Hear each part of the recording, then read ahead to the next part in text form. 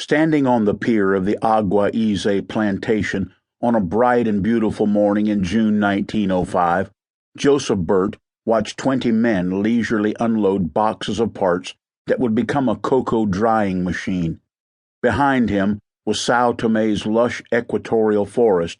Before him, the Atlantic Ocean, shining silver with fish. Burtt fell in love with his surroundings, writing to William Cadbury, "As I ride about this wonderful island, I dream dreams of what might be with these gentle black people and this fertility, but it is only goodness that could realize them."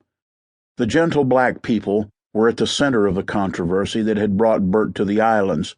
Were they servaçae, servants, paid and voluntarily recruited, as the Portuguese maintained, or did their inability to leave the islands make them slaves?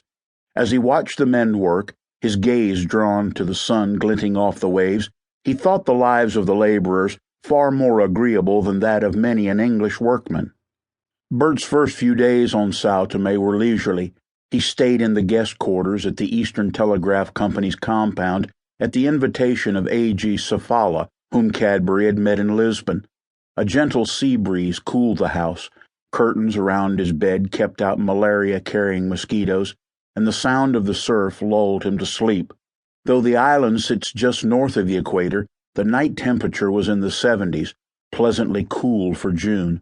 From the rear veranda, palm and banana trees, with the head of the fruit stalk hanging down like a purple snake, filled the view, and in the distance he saw the island's low volcanic mountains. Seduced by his surroundings, he spent time butterfly hunting and cataloging the orchids he found growing on coffee trees. A short walk away, a study in contrast, was the island's capital, So Tomé City, which was really a small town. Burtt thought it an awful hole in the absence of a sewer system. A pervasive stench hung over the city. The water supplied by the Agua Grande River was polluted, and housing for Europeans and local So Tomeans alike was in a marked state of decay. The wealth of the island lay in its cocoa plantations, and the town's major function was as an administrative center and port. Very little money was invested in public services or infrastructure, in part because taxes and customs duties collected from planters were redirected to less successful colonies, and the Portuguese government was unwilling to impose more taxes on the roceros, the planters, whose productivity had made the islands the pearls of empire.